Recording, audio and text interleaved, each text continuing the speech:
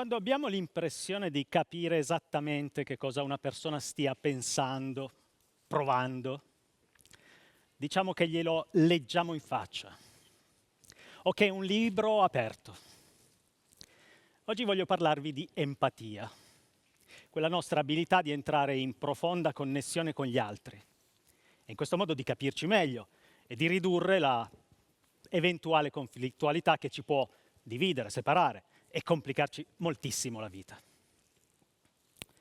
Questo ci sarà molto utile quando andremo a terraformare altri pianeti, perché vivremo in spazi ristretti, le astronavi, le colonie, magari con la classica cupola di vetro.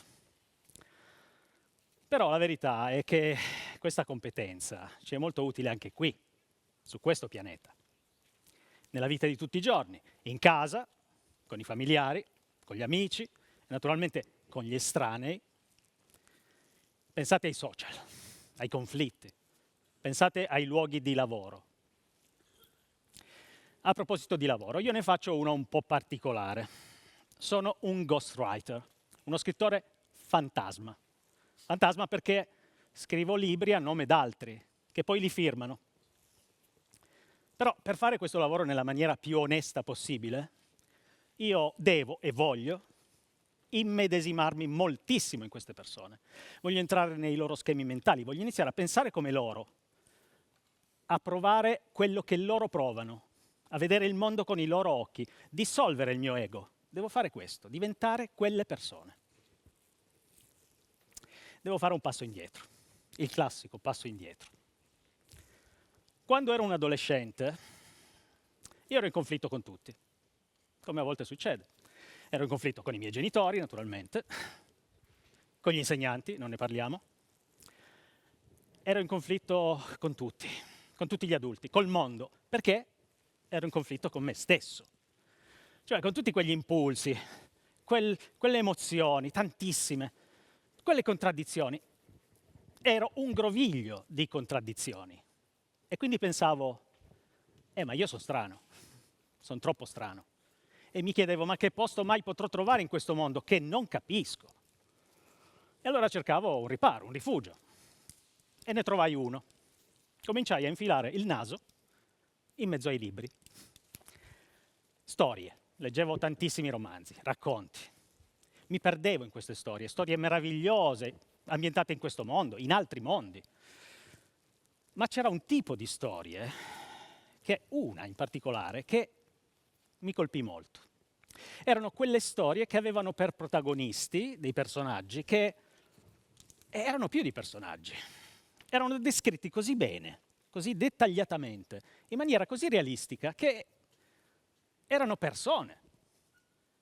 Persone d'inchiostro, ma persone. E gli scrittori erano così bravi che mi facevano entrare nella loro mente, nel loro cuore. Mi facevano capire tutto quello che pensavano, che provavano. E così io feci una scoperta, sensazionale. Non ero strano. Siamo tutti strani, visti da vicino. E allora, come succede, a volte dissi a me stesso, da grande farò lo scrittore. Eccomi qua, io scrivo libri per mestiere. Libri che parlano di che cosa? Sono soprattutto narrazioni autobiografiche, vite che sono come romanzi, vissute da persone che sono magari campioni dello sport, della creatività, dell'imprenditoria, ma soprattutto ho capito che sono campioni nella propria vita e della propria vita. Ora, come faccio a scrivere queste storie? Naturalmente, come in ogni mestiere, bisogna fare tanta pratica, bisogna studiare tanto. E io ho scoperto una cosa studiando e praticando, e questa cosa la voglio condividere con tutti voi, perché non riguarda solo lo scrivere, riguarda la vita. Vedete, ci sono due approcci, due metodi per scrivere dei romanzi, delle storie. Sono due estremi, in mezzo ci sono delle sfumature, però oggi vi parlo degli estremi, ok? Allora, da una parte le storie plot driven, dall'altra le storie character driven.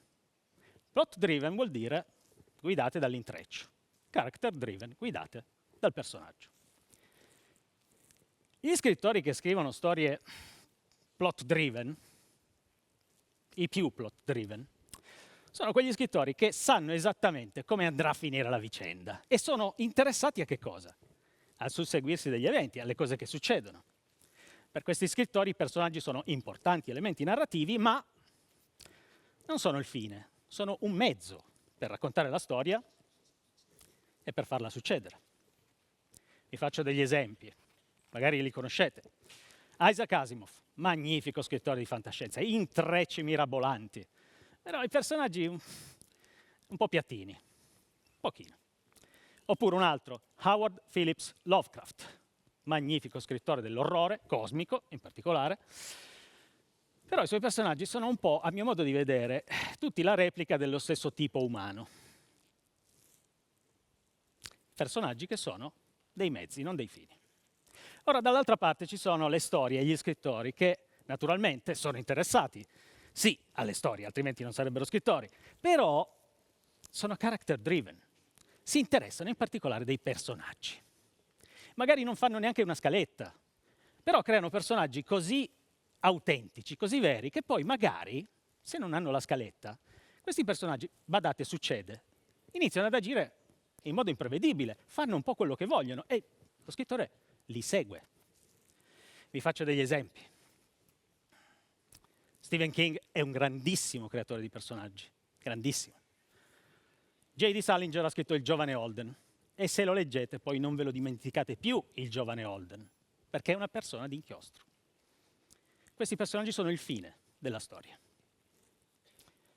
Ora io scrivo, sì, queste storie di persone vere che hanno vissuto però e vivono dei romanzi. Perché? Ecco, io ho fatto una scoperta, conoscendone tanti. Sono character driven, cioè a un certo punto della loro vita, in un modo o nell'altro, hanno capito chi erano veramente, quali erano i loro punti di forza, dove andava la loro natura, si sono ascoltati, si sono sintonizzati con loro stessi e poi hanno seguito quella linea di minor resistenza che li ha portati a fare delle cose più facilmente e bene. Si sono realizzati, che è una bella cosa, no?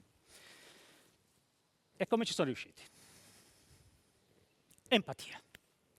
Perché l'empatia non è solo verso l'esterno, è anche verso di noi, è bidirezionale, ci permette di ascoltarci, di capirci, di sintonizzarci con noi stessi. E allora, probabilmente siamo d'accordo che l'empatia è desiderabile, perché, guardate, l'empatia non è il contrario dell'empatia, per meglio dire, non è l'antipatia, è la psicopatia. Cioè quella caratteristica di alcuni individui che riescono a infliggere sofferenze anche terribili agli altri senza curarsene, senza provare rimorso, senza entrare in risonanza con quel dolore. Il massimo esempio è i serial killer, se volete anche quelli che licenziano 200 persone con un SMS. Ora, tutti noi, credo, vogliamo vivere in una società più empatica, popolata di persone più empatiche. E noi stessi, per capirci meglio, vogliamo anche essere più empatici. Come si può fare? Come si allena l'empatia? Come si... Facile, in un certo senso. Perché la risposta è sempre la stessa. Se vuoi fare bene una cosa ti devi esercitare. Eh già, ma come? È difficile. Sapete qual è un'altra cosa difficile? Atterrare con un jet supersonico su una portaerei che è lì, in mezzo all'oceano, piccolissima. Allora come si fa? Se ti eserciti e sbagli, cioè boom, fuoco, morte e dannazione, capite che? E poi, insomma, costa anche tanto. Però si sono inventati un modo, hanno detto ok, facciamo così, finzione, cioè simulazione di volo. Sapete che si esercitano così i piloti. Però bisogna essere sicuri che funzioni veramente. Allora, in un campo, per esempio quello delle forze armate, dove ci sono tanti soldi per fare le ricerche, hanno detto investiamo tanti soldi nella ricerca e scopriamo come funziona. E hanno scoperto questo, la simulazione di volo funziona anche se è finzione. Perché? Ti fornisce un repertorio di cose da fare, no? Consce. Manovra A, tasto B. Però, soprattutto, interviene sulla memoria implicita, che sono quelle cose che sappiamo, ma non sappiamo di sapere. Però le sappiamo. Ecco. Quindi la simulazione, la finzione, cosa fa? Crea nuove connessioni neurali che preparano le vie nervose che poi regolano le nostre reazioni nella vita reale. E dalla finzione alla vita reale. Ora, nel campo della letteratura i soldi per fare ricerca sono un po' meno. Però qualcuno ha fatto ricerca. Nel 2006 e poi in seguito hanno iniziato a fare ricerca in Canada degli psicologi che hanno, per esempio, Raymond Marr, Keith Otley, per fare i nomi, poi anche altri, e hanno fatto una cosa. Hanno preso lettori forti di fiction e lettori deboli o lettori di non fiction e li hanno campionati, li hanno misurati al netto delle differenze caratteriali, cioè hanno considerato anche questo aspetto. E allora hanno fatto questa ricerca ed è venuto fuori un dato molto molto interessante, ovvero i lettori forti di fiction hanno dimostrato di avere la capacità di leggere le persone meglio, le microespressioni, per esempio, ma proprio di entrare in sintonia con gli altri. Perché? Hanno anche dimostrato di avere sviluppato un maggiore livello di empatia. Attenzione, vi voglio dire una cosa, l'empatia non è una debolezza. Qualcuno potrebbe pensare che se si diventa più empatici poi si è sentimentalisti, si è un po' frignoni, ci si commuove sempre e magari si è più deboli. No, l'empatia ci rende più acuti, ci rende più versatili, più flessibili. In realtà è un punto di forza. Allora, ecco come funziona. Se siete lettori forti, continuate. Cioè, non solo è divertente, è appassionante, lo sapete, è molto bello. Ma continuate anche perché state migliorando il mondo, state migliorando voi stessi e state diffondendo l'empatia.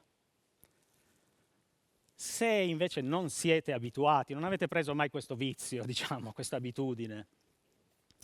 Guardate, io avevo un collega in un lavoro precedente che un giorno mi disse, e chi se lo dimentica, se io leggo, non leggo narrativa, non leggo finzione, leggo libri utili che mi insegnano a fare cose pratiche.